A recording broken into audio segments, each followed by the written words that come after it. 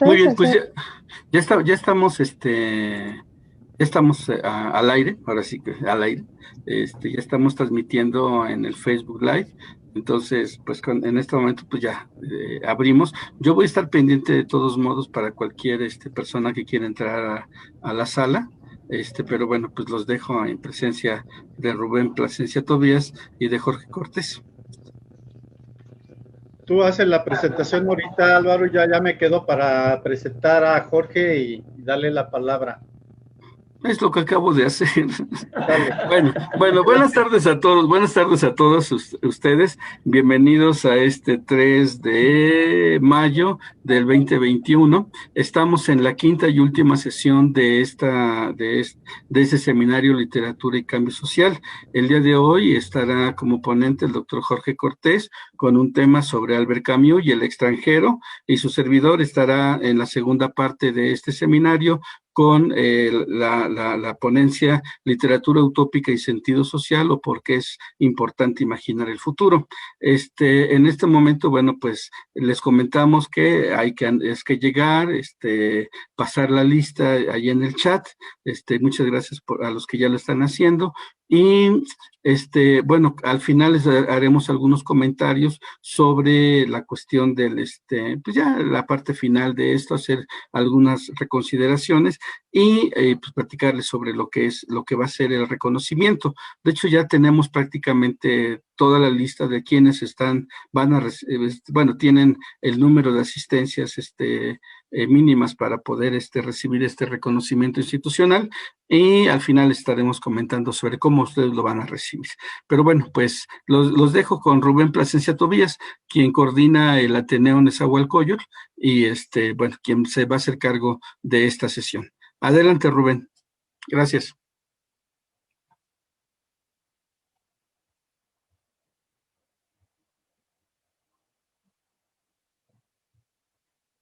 Creo que Rubén está congelado. Rubén. Hola, hola, Rubén.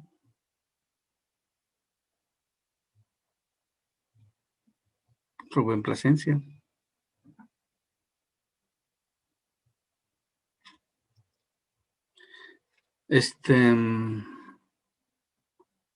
Bueno, yo creo que entonces yo los dejo, me voy a permitir ser yo quien presente al doctor Jorge Cortés. Permítame solamente un segundo.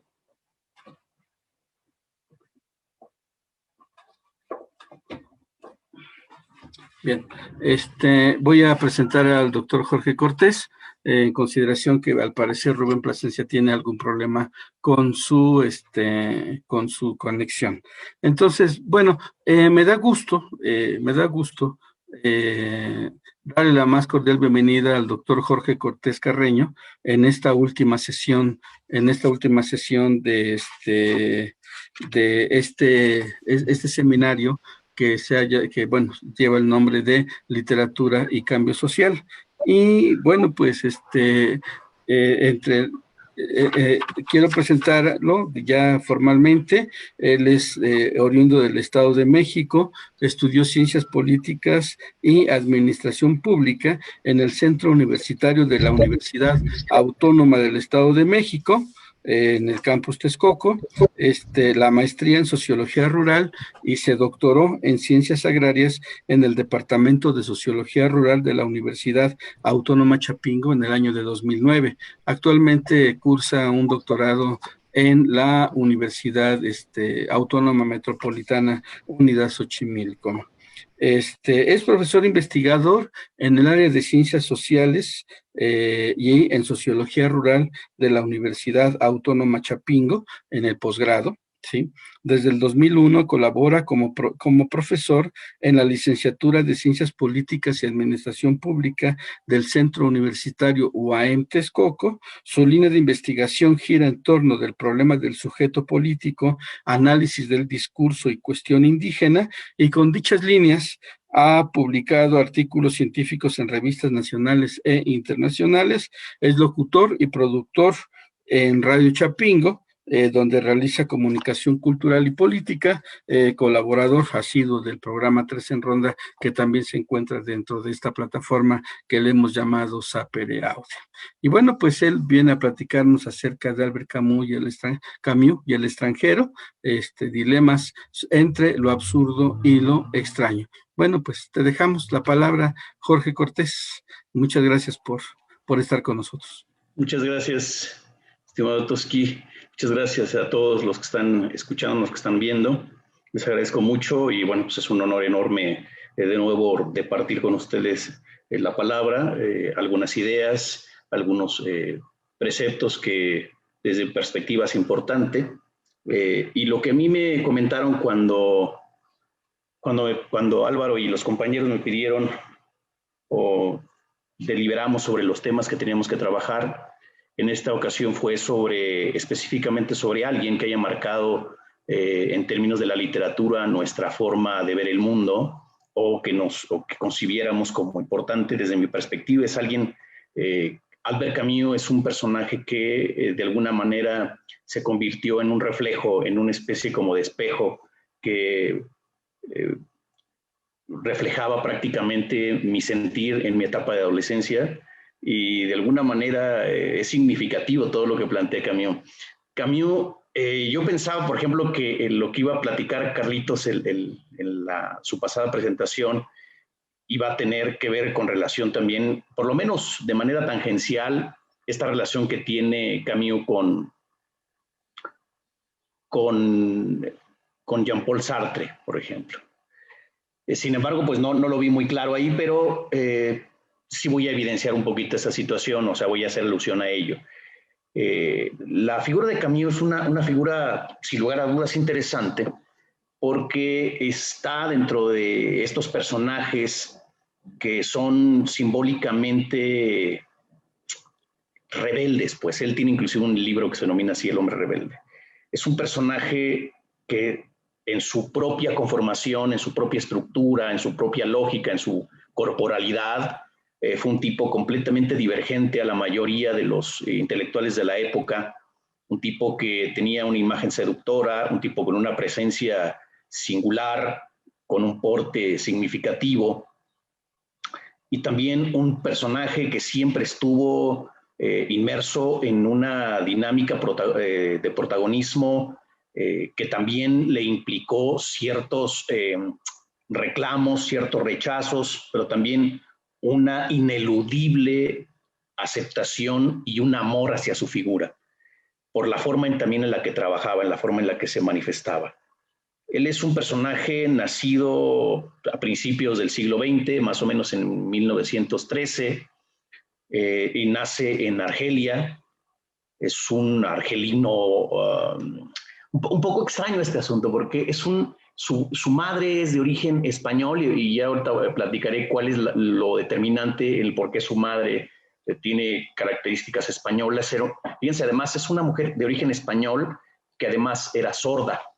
Entonces, la relación que él va a tener con su madre y la relación con España también es significativa. En España se le tiene como uno de los intelectuales y una de las figuras más importantes que para los españoles también Camus es español, ¿no? O sea, por todas las características que implicaba, además amaba España. La referencia que tiene el mismo Camus con ello es fundamental. Inclusive filósofas y filósofos de manera regular citan, hacen foros sobre Camus y todo lo que implica, las características, porque Camus también tenía una serie de características que el español mismo tiene, esa forma de ver el mundo, esa ligazón incluso con algunos autores como Unamuno, con el mismo, con figuras como Ortega y Gasset, esta cercanía con el vitalismo y estas relaciones con la importancia de preceptos también ligados a la situación de la existencia, los existenciarios como elemento fundamental,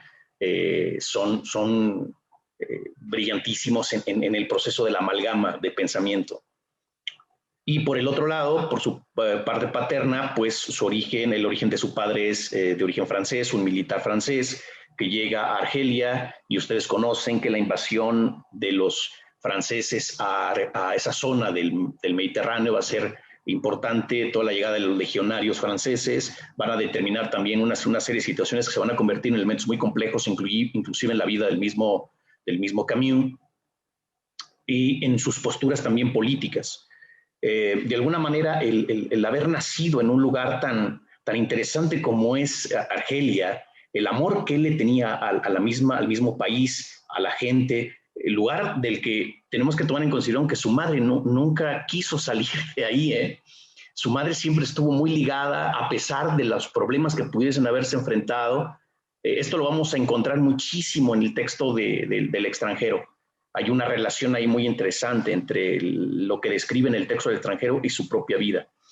Pero ahí hay una obcecación por parte de la madre de no salir del lugar, y a Camus siempre le generó mucho conflicto por los problemas que se generaron en los años 50 y la situación de la lucha también de liberación por parte del pueblo argelino y la necedad del gobierno francés de seguir ahí, aunque en algún momento el mismo Sartre va a hacer críticas muy severas al respecto, pero bueno, en fin. El punto es que este contexto en el que Camus se va a desenvolver va a tener una trascendencia significativa. Hay autoras y autores que dicen que, por ejemplo, el que Camus se refleje de manera constante en la relación con el desierto y con la arena y con el sol van a ser determinantes en su pensamiento. El amor que tiene Camus hacia esas zonas, hacia el sol, van a ser significativas. Inclusive el personaje de Meursault es una relación, es una amalgama entre el mar y sol. Ya lo platicaremos. Pero esto va a implicar que el mismo Camus, en su etapa de niñez, tenga todo un entramado relacional con la gente con la que convive, y después, ya cuando él decide estudiar en la universidad, estudia filosofía, y por situaciones X o Y, él decide trasladarse a Francia, y en Francia es cuando se encuentra nada más y nada menos que con Sartre y con Simone de Beauvoir, que ya tienen una formación filosófica muy puntual, muy estricta, muy erudita, y esta cercanía que va a tener Camus con Sartre le va a permitir también desarrollar algunos puntos de vista con los cuales van a coincidir, y esta cercanía que esto lo sabe muchísimo mejor Rubén que yo, y algunos expertices en Heidegger, esta cercanía con el existencialismo y esta ruptura también con algunas premisas que el mismo Camus después generará, porque a Camus se le preguntó si él era existencialista, y él de manera regular lo negaba. Él se consideraba no un detentor del existencialismo, sino del absurdismo. Ya lo platicaré. Pero por obvio razón tiene una relación, o sea, sí hay una relación. Sin embargo, así como era Camus, como rebelde, siempre las etiquetas le parecieron como elementos subyugantes, que subyugaban su propia forma de entender la realidad. Entonces, lo que Camus es tratar de alejarse de esa visión, y más aún con la ruptura con Sartre, que va a ser determinante en su pensamiento. Y el enojo y la negación de Sartre en su relación con Camus va a ser fundamental también. Pero bueno, para comenzar con este asunto, como les digo, nos pidieron que trabajáramos un texto o una obra en específico, o algunos elementos y algunos apuntes. Lo primero que puedo plantear es que la obra del extranjero es un texto que, sin lugar a dudas, es un texto atrayente.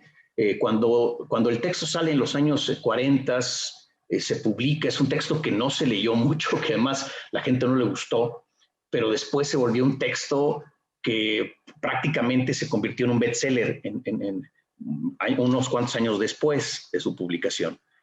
No siempre los bestsellers son lamentables. En este caso es un bestseller que valió muchísimo la pena. La palabra extranjero en Camus es una palabra que me parece, sin lugar a dudas, fuerte, potente. Tiene una potencia impactante, porque la palabra extranjero tiene una connotación doble, tiene una doble connotación. Si nosotros utilizamos la palabra extranjero, estamos hablando de alguien que es de fuera. Sin embargo, también la palabra extranjero tiene que ver con una connotación que deriva del extranjero. En el francés significa tiene una relación en automático con el extraño. Es una connotación de extraño. Creo que en inglés es stranger, algo así. Implica esa connotación. La cuestión del extranjero como un referente puntual implica que ya de entrada lo que está diciendo Camus es que el personaje visto, Monsieur Meursault, es un extraño, es un ser extraño en ese mundo que comienza a narrar el mismo Camus. Por eso les decía, además, aunado a que, según un literato muy brillante español, decía que a final de cuentas incluso uno de los grandes problemas, o digamos uno de los índices que implican la cuestión del extraño en la obra, es que ni siquiera tiene nombre. Es al final, cuando pronto, pero utiliza su connotación como Monsieur Meursault, es decir, sol y mar y sol, pues. Y entonces, en esa situación estamos hablando de que es un personaje que no tiene un nombre propio y se está utilizando otro referente.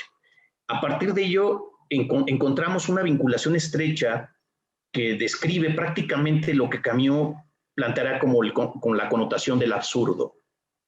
La perspectiva del absurdo implica que el individuo siempre está en búsqueda del sentido de la vida.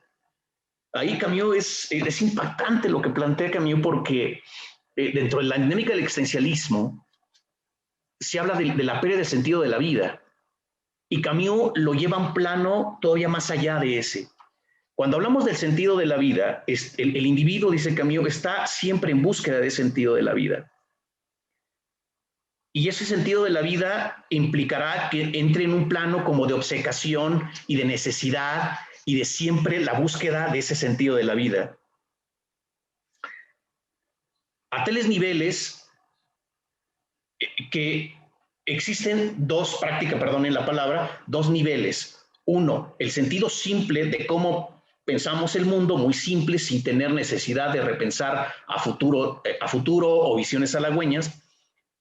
Y la otra, que es una especie de como segundo nivel, o un lado B, si quieren, y en ese segundo nivel es ya encontrar esa máxima que implica el proceso existenciario de que la vida vale la pena, ¿no?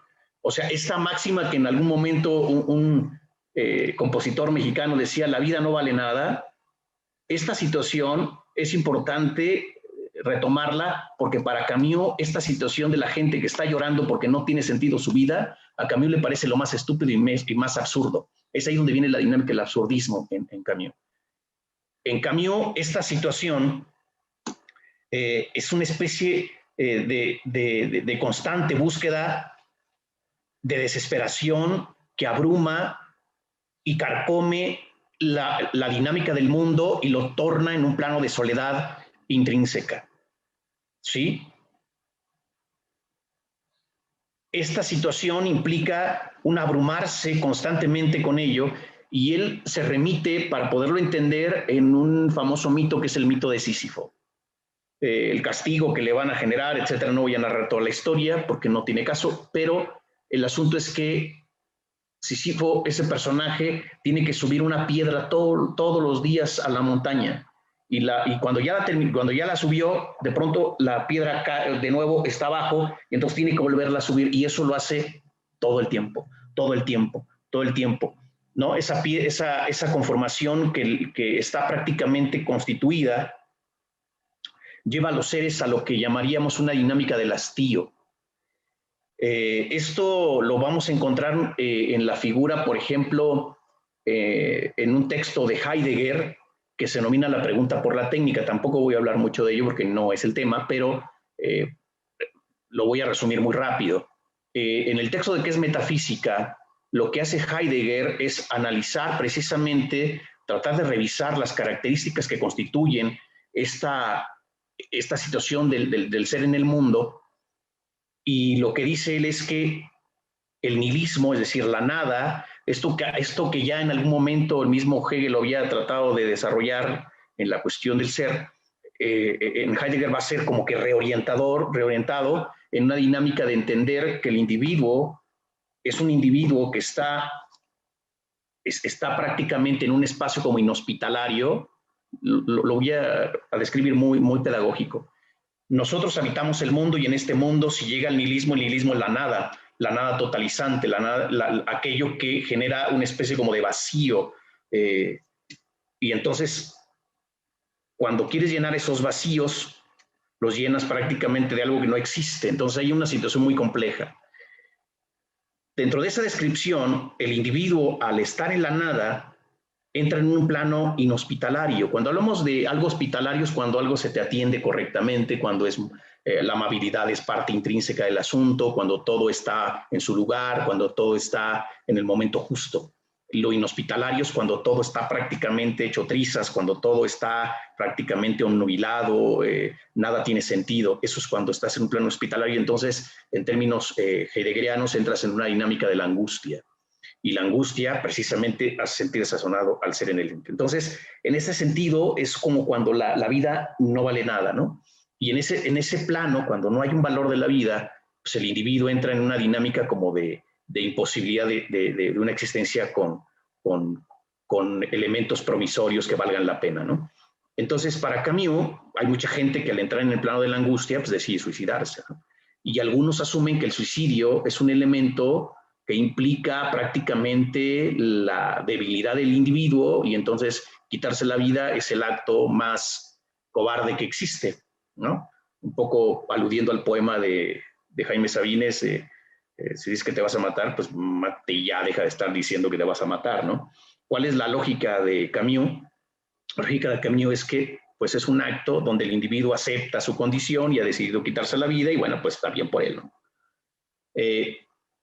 ¿Cuál es el problema con este asunto? ¿Cuáles son los niveles a los cuales trata de aludir el pensamiento de Camus precisamente en el texto del extranjero, ¿no? Es la cuestión, los niveles en los que viven los hombres, lo que vive el ser humano, esta dinámica del hastío, ¿no? Pero lo que Camus dice, lo que tendríamos que hacer es prácticamente aceptar el absurdo. Es decir, el individuo cuando acepta su realidad como tal y no trata de quererse parecer a quién sabe quién, y de que si te dicen que tu vida tienes que proyectarla para ser el mejor, no sé si han escuchado estos discursos donde te dicen, es que si tú vas a ser barrendero, tienes que ser el mejor barrendero del mundo. Entonces, para Camus eso no tiene sentido. ¿Por qué tendrías que serlo? ¿Por qué no aceptar la realidad en la que vives, el espacio en el que vives y las condiciones en las que estás? Esto puede parecerles en algunos momentos como algo como de, pues este tipo está hablando de la mediocridad y está hablando de un elemento lamentable, ¿no? La manera de los ingenieros, cuando ingenieros aduce la idea del hombre ideal y el hombre mediano, y el hombre mediano acepta sus características y a partir de ese momento pues se deja mitigar su existencia, su vida, y entonces no tiene posibilidades como de buscar acceso a mejores condiciones. No va sobre esa línea.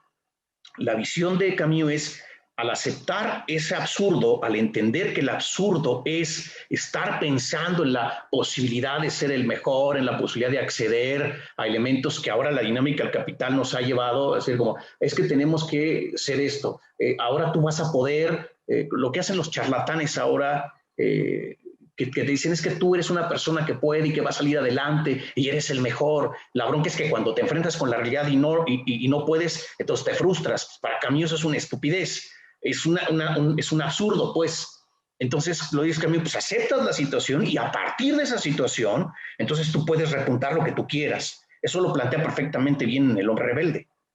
Sí, en El hombre rebelde dice, pues el hombre rebelde es aquel que ha decidido decir, no, estoy harto de esta situación, no me gusta esto que estoy viviendo, pero lo acepto y a final de cuentas ahí está, pero a partir de ello me reconfiguro. Uno de los grandes problemas que tiene Camus, y en eso, ahora que estaba haciendo una revisión nueva de Unamuno, Unamuno está hablando de un plano existenciario, del sentido de la vida, y Unamuno dice, bueno, la única posibilidad que tenemos para ese sentido de la vida, pues es la llegada de Dios, y entonces Cristo, y entonces elevación, procurará generar planos que reconfiguren nuestra propia dinámica existenciaria. Pero lo que dice Camus, eso es absurdo, es una estupidez. La religión lo que va a hacer es someter, controlar, generar planos de dominio, y va a entrar intrínsecamente en un proceso de disciplinariedad un poco, esto quizás Foucault leyó en algún momento esta parte, pero es estamos hablando de sociedades disciplinarias, sociedades sometidas, que están prácticamente dirigidas y que no tienen un pensamiento propio. Entonces, Camus dice, lo que hace la religión es prácticamente eso. Y también lo dice Camus en el texto de El extranjero, ¿no? Cuando, no me quiero adelantar, pero cuando lo enjuician, le pregunta uno de los personajes de ahí que si no tiene temor de Dios por lo que hizo, y él le dice, no, porque no existe Dios. Pero ¿cómo me dice usted eso? Está diciendo una tontería, además va a morir si usted no acepta. No me importa. Pues Dios no existe y eso son construcciones, son creaciones que la gente asume, pues porque a final de cuentas su perspectiva de la vida y sus procesos de libertad no tienen sentido, ¿no? Y lo mismo dice con el comunismo, precisamente por eso la ruptura con Sartre, porque para él se da cuenta que muchas de las perspectivas del comunismo lo único que generaron fue manipular y controlar una serie de escenarios, una serie de espacios, y que esa serie de escenarios controlados van a generar un proceso de adoctrinamiento del pensamiento de los individuos en lugar de generar planos de corte libertario. Esas son las discusiones y por supuesto que Sartre termina odiándolo hasta la muerte de Camus, que muere muy joven, era a los 40 y tantos años, y Sartre muere muy grande, muy viejo. Pero esa es la situación para Camus. En ese sentido, encontramos, por supuesto, que este escritor argelino comprende las implicaciones que tiene toda la dinámica tanto de la religión como la postura comunistas, con las cuales él está prácticamente fuera, ¿no? Decide no estar. Entonces, es una visión que separa prácticamente el pensamiento de estos pensadores y reorienta esta situación. Así es que el pensamiento del extranjero nos va a llevar por esos rieles que nos va a meter en esas profundas cavernas fulgurantes, matizadas de absurdismo inquietante. Nos va a llevar prácticamente por esos senderos que parecen oscuros, pero que nos van a reorientar nuestra propia forma de entender la realidad. Así pues, la vida de Camus, retomando, digamos, algunas ideas sueltas, nos permite pensar esto que de alguna manera algunos dicen que infancia es destino.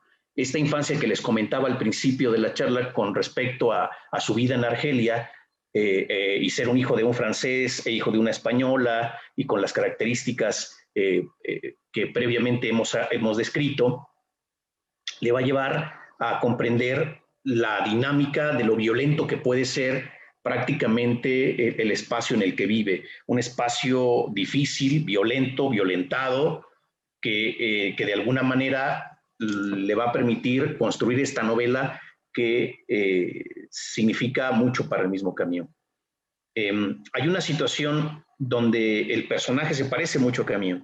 Meursault es un tipo, obviamente, francés argelino, ¿sí? Y Meursault tiene una visión paralela con la perspectiva a la cual alude el mismo Camus en su vida y en la forma en que él entiende su realidad, porque lo que trata de hacer Camus acá es una especie de interpretación, una especie de hermenéutica que describe la realidad en la que viven, pero también la realidad de los individuos en general, y que no aceptan el absurdo. El paso de un elemento a otro lo vamos a encontrar prácticamente en la descripción del trabajo de Camus, cuando describen lo siguiente. El texto comienza con una narración sobre este personaje que trabaja como burócrata en una zona de Argelia, y después es llamado porque ha muerto su madre. Los que hemos perdido un familiar, de pronto uno quisiera ver a las personas prácticamente hincadas, llorando y gritando por su ser querido, ¿no? En el caso de este personaje, cuando le narran la muerte de su madre, él, cuando le dicen, ¿sabe qué? Pues ha muerto su madre, y lo miran y lo ven que no se inmuta, no hace ninguna mueca, no se mueve, no irrumpe su gesticulación, y le dicen que si va a ir al encuentro de su madre, y él dice, bueno, pues no lo sé. Y le dice, bueno, tienes tantos días, tienes permiso para poder ir, regresar, etcétera. Pero él no hay una situación como compleja. Él metió a su madre en un asilo porque llegaban momentos en que él discutía mucho con su madre y ya no le encontraba posibilidades ni siquiera de entendimiento, no se llevaba nada bien. Y entonces él lo mejor que pudo hacer es llevarla al asilo, porque además él sentía que su madre ni le gustaba vivir con él, y entonces la llevó a ese espacio. Entonces la narración implica eso, esta visión de estar en el primer nivel y nunca pasar al segundo nivel, que es el otro nivel que les comento. Es una situación muy complicada. Entonces, en este discurrir, en esta relación que tiene el mismo Meursault, cuando llega a la comunidad y de pronto se encuentra con la gente con la que vivía, los ancianos con los que vivía, están prácticamente llorando, están, digamos, en una forma de ver el mundo como complejo, y además alguien con los que están ha muerto, pero también pensar su propia muerte, yo supongo que es un elemento también complicado. Pero entonces cuando él está prácticamente en el féretro de su madre, un anciano se le acerca como diciéndole, bueno, ¿quieres un poco de café? Y él dice, pues está bien, me lo tomo, ¿no? Pero en la comunidad que él haya aceptado esa parte, eso se lo va a tener que pagar en un juicio que tiene posterior. Es decir, no pudo haber aceptado el café porque estaba su madre muerta. Era como la indolencia del personaje, es decir, la gente no entendía por qué no le dolía la muerte de su madre. Sí, es más, él no pensaba en la muerte de su madre, simplemente fue porque tenía que ir. No había ningún sentimiento de dolor, no había ninguna manifestación de extrañeza ni de lamentación. Entonces, la expresión que tiene no cubre con los patrones o los protocolos que la mayor parte de la gente tiene. Es decir, el llorar de manera profusa, el ser tan exacerbado en el proceso, él prácticamente no lo tiene. Está siempre en el primer nivel. Jamás accede al segundo nivel. Sí, ese otro nivel en que la gente quiere encontrarle sentido a la vida, quiere encontrarle sentido a la muerte, quiere encontrarle sentido a la vida, quiere encontrarle sentido a todo. A tales niveles que él, cuando después le llama a María, me parece que es el nombre de la chica, se quedan de ver y van a la playa, tienen un acercamiento muy interesante, hace el amor, y en un momento que la chica le pregunta, bueno, ¿qué tienes? ¿Estás de luto? Y le dice, sí, en efecto, estoy de luto. Y le dice, caray, no me imagino que estuvieras de luto, ¿no? O sea, porque él no ha mostrado ninguna situación de dolor ni de nada.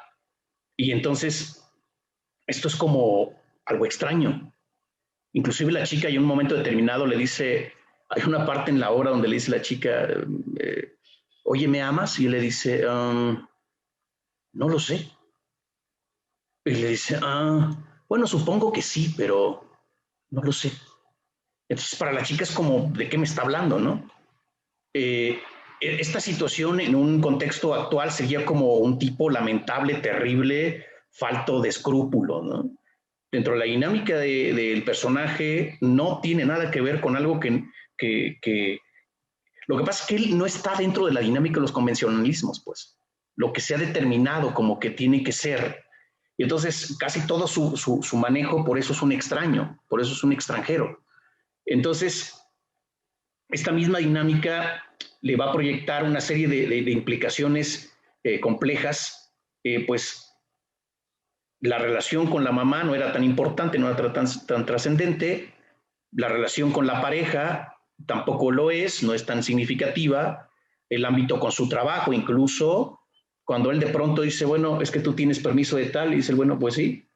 O cuando de pronto en la novela el jefe le dice, bueno, sabes que vamos a abrir una nueva sucursal, vamos a entrar a Francia, y él dice, Le dicen, bueno, estamos pensando en ti, y el tipo así como de, bueno, está bien.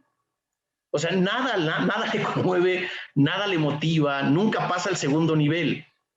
Es una narración prácticamente de esta visión del absurdo. Solo se fusiona con las sensaciones. ¿Sí me están? O sea, solo se fusiona, no las vive. No hay una vivencialidad, pues solo se fusiona. Si tiene que estar, está. Si tiene que estar con la mujer y está en la cama, está con la mujer y está en la cama. Si tiene que nadar, está nadando y está en el lugar. Solo está en un ámbito sensorial, pues, nada más. Y ese tipo de situaciones lo llevan a algo que el mismo Camus en el segundo nivel plantearía, que es la parte de la creatividad. Lo que le motiva al individuo le va a llevar al plano de la creatividad. Meursault no tiene ningún elemento que constituya la parte de la creatividad. No le interesa esa parte, ¿no? Cuando va a enterrar a su madre, no alude ninguna manifestación, ni un recuerdo de su madre, nada que le constituya una relación creativa, nada. No hay un llorar a la madre, no hay un recuerdo, no hay una motivación, no hay sensibilidad alguna en el personaje. Es su soledad en sí. Por eso esta relación con la soledad, en el caso del texto del extranjero y la referencialidad, es como un elemento constitutivo de toda la obra, es como la espina dorsal de toda la obra. Es decir, es vivir la vida sin sentido, sin sensaciones. Son meras esquelas burdas, sin sentido, sin un sentir que le constituya, sin algo que valga la pena. No amor, nada de sentimiento y nada de sensibilidad. El único atisbo de pronto extraño que le provoca en la obra, y que a mí también me sacó mucho de onda en la obra, fue cuando hay un viejo que está arrastrando un perro y el perro lo maltrata. O sea, el viejito está maltratando al perro y tienen y Meursault, que se le queda viendo al viejo y lo habla con su amigo, que es un alcahuete, le llaman así. El alcahuete es el que anda regenteando a las chicas, a las prostitutas, etc. Y le dice, este viejo está maltratando al perro. Ahí sí hubo como de algo que sí le preocupó. No le preocupó el ser humano, pero sí el animal. Entonces eso también era como de, pues es algo extraño aquí, ¿no? Como que algo está pasando. ¿Qué le sucede a este tipo que no le motiva la muerte de su madre? Que no le motiva el tener piel a piel a su pareja, el que la mujer le diga que lo ama, que es extraordinario, pero él diga, bueno, pues sí, está bien. Pero que con el perro se haya tenido por lo menos esa deferencia, ¿no? No exactamente con el perro, sino me estoy refiriendo a una construcción simbólica, relacional, ¿no? Entonces es un personaje que no entiende las palabras y mucho menos las emociones. Una palabra, y la palabra amor, no le implica nada. O sea, a final de cuentas me dice que me ama, pero está bien, bueno, pues entonces yo también te amo. Si a ti tiene un significado, pues, pero no hay un significado real. Entonces, es quien vive en su propio mundo, un mundo extraño, un mundo que está fuera de este mundo. ¿Sí? Es la erosión existenciaria que describe la nada, pues. Es aquello que lleva al individuo a una innegable postura de hastío, que es en la cual vive prácticamente el personaje. Ese nihilismo se inserta en el individuo y lo cosifica, y él se asume como una cosa, se asume como algo cosificado, se asume como algo que no tiene ninguna repercusión y que vale la pena o que tiene sentido. Es una descripción puntual, podemos decir, desgarradora, ¿sí? Que nos describe las formas en las que de alguna manera la gente vive, y esta angustia de ser, este vacío existenciario, ¿sí? Para que todo prácticamente esté consumado o esté bien articulado, solo queda esperar que el día de mañana esto lo dice Meursault, les explico, a medida que él va avanzando en la novela, en la medida que la novela va avanzando, y él tiene esta relación con la mujer, y después se encuentra con el anciano y el perro, y después tiene esta relación muy estrecha con el amigo, que es un alcahuete, inclusive le pide que escriba una carta para la mujer con la que está, porque dice que lo engañó, y entonces que le escriba la carta, y que esa carta le escriba algo así muy bonito para que la chica lo busque y se reconcilie con él, para que después la golpee y la mande al demonio y la trate como lo que es, como una basura, ¿no? Y de hecho lo hace el tipo ese. Y cuando eso ocurre, Merced se queda así como de, bueno, pues así pasó y tenía que pasar. Y es muy amigo de él, el tipo.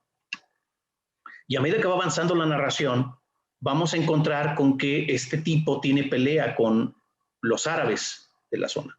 Entonces, unos árabes lo comienzan a seguir, comienza a tener problemas, pero además, fíjense, esta parte es muy interesante porque el tipo regresa 3 veces a buscar pleito con los árabes. La primera se golpean, la segunda tiene una como relación y después se va, y la tercera ocasión llega y lo inquiere y le dispara.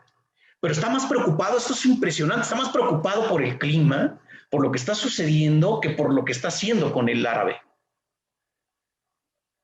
¿No? O sea, siente como que mucho calor, como que hay problemas raros acá, y está más preocupado por eso que por haber matado al árabe. Inclusive le vuelve a descargar el plomo por segunda ocasión.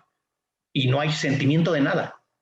Lo llevan a prisión, lo van a enjuiciar, la mujer lo busca y él es como de, bueno, pues ¿y qué? ¿No?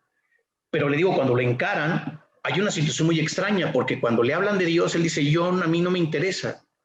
¿Usted no se siente mal por esto, por haber quitado la vida a alguien? No. ¿Y entonces qué sintió? Pues es que estaba preocupado por el clima, estaba preocupado por lo que estaba pasando en derredor, no por la muerte de un ser vivo.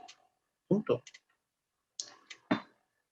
Ese tipo de cuestiones son tan complejas porque cuando comienzan a cuestionarle que qué sintió por la muerte del árabe, en lugar de preguntarle más bien sobre la muerte del árabe cuando lo llevan a juicio, a la gente le preocupa más por qué no sintió nada por la muerte de su madre que por haber matado al árabe. No sé si me estoy explicando.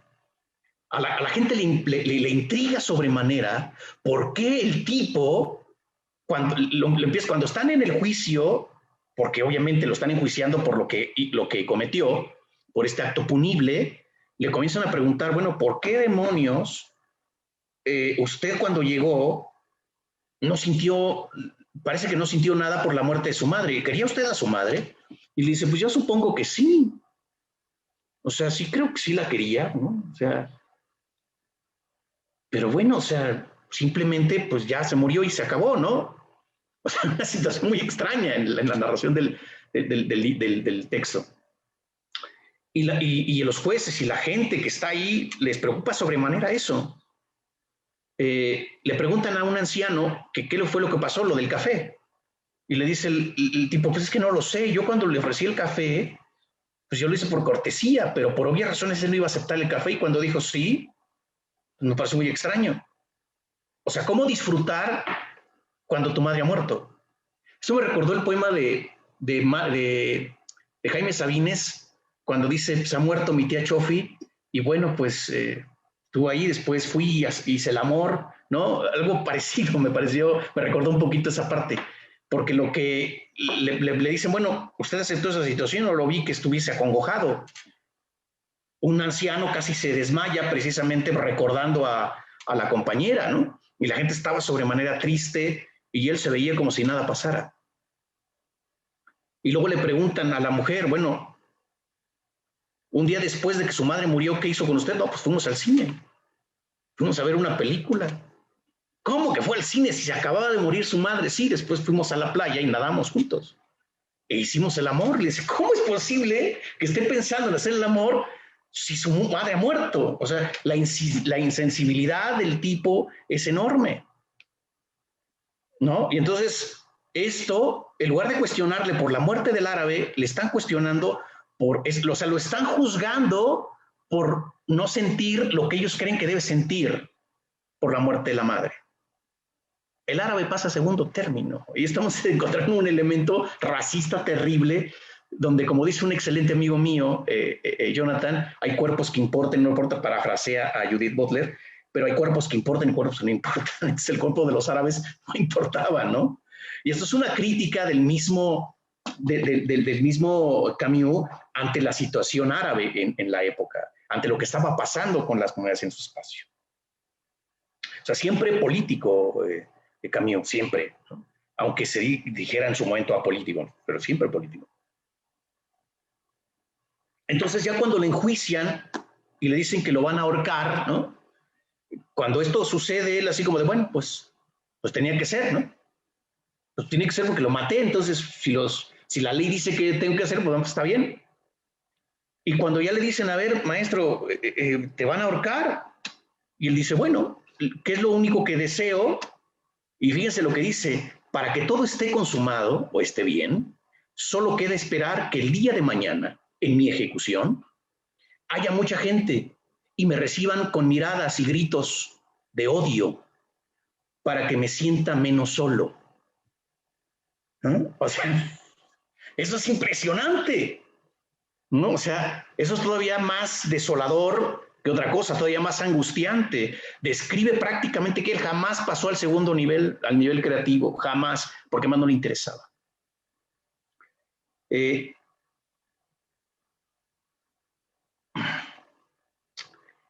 Quizá una sola mirada de compasión, perdonen mi interpretación de lo que acabo de citar, estaría obligado a mirar al otro a los ojos. Si uno solo lo mirara con compasión, estaría obligado a mirar al otro a los ojos y develaría su ser en sí, lo elevaría al siguiente nivel, cosa que él no le interesaba. ¿No? Esto es como impresionante para describir lo obstinado del pensamiento del mismo Camus. El hombre absurdo es el que no le da sentido a la vida, pero que además que no cree en aquello, no tiene motivos ni alegorías de la vida, no tiene una postulación que reafirme el sentido de la vida. Porque la vida es absurda, porque está en ese plano complejo donde tú sabes que no puedes transformarlo bajo esa lógica, pero sí puedes reorientar algunas cosas. Entonces, en esa situación, esa soledad que es lacerante y profunda, lo que va a hacer Camus es utilizar esa perspectiva hermenéutica que implica ese proceso de soledad, ¿sí? La culpa para Camus es como bajarse a un nivel infracreativo, constitutivo, ¿no? Es esta, digamos, desbordante conformación de reorientación del mundo. Esta perspectiva del extranjero, fuera de lo que se puede denominar normal, y esto es muy Foucaultiano, ¿qué es lo que determina lo normal? ¿Quién ha designado qué es lo normal? Que es aquello que está dentro de los estándares de la normalidad, de la normalización. El personaje, tanto Camus como el extranjero, son seres enigmáticos, son hombres enigmáticos. Son personajes que se extienden más allá del lenguaje. Esta perspectiva que constituye una nueva narrativa nos lleva a suponer que la perspectiva de Camus nos lleva a encontrar esta dinámica de soledades tan profusa.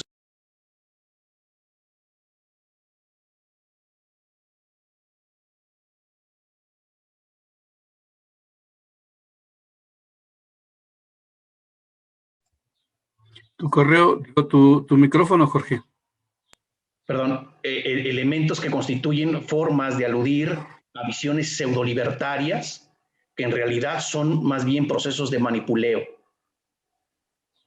¿no? De ceguera obcecada en visiones que nos van a llevar a destinos de reorientación que pueden tener un supuesto significado, pero en realidad siguen siendo elementos disciplinarios cada vez más categóricos. Por eso me parece que la perspectiva de Camus, y específicamente en el texto del extranjero, describe perfectamente bien toda la perspectiva a la cual él trata de aludir.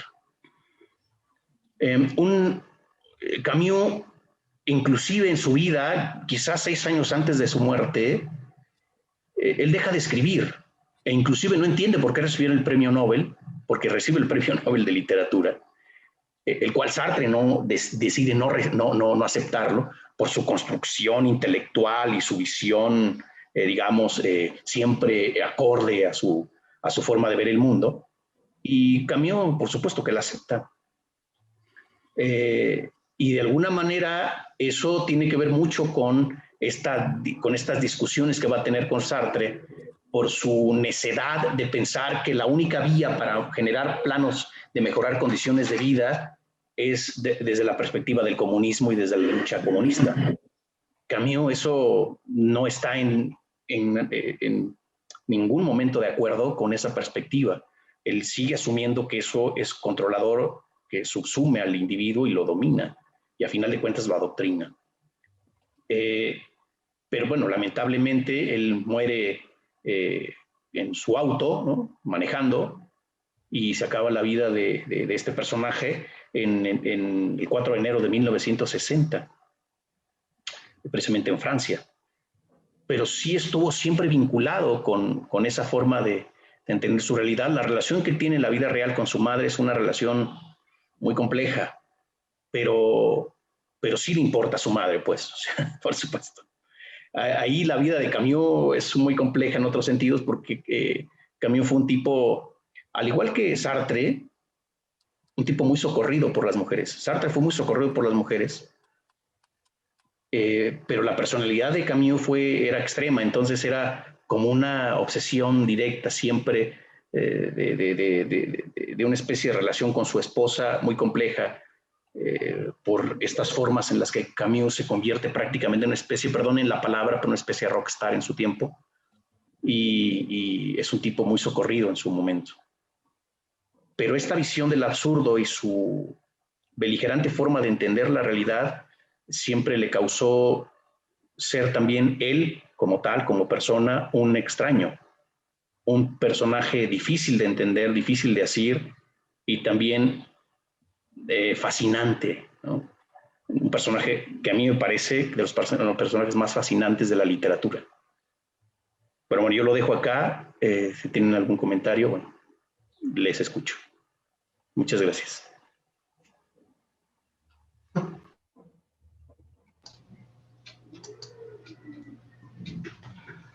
Bueno, pues muchas gracias, Jorge. Damos pues un espacio para que hagan sus preguntas, aunque como hemos seguido las mecánicas en las otras mesas, lo dejaremos al final para poder dejar un espacio de mayor consideración y atención a cada una de las preguntas.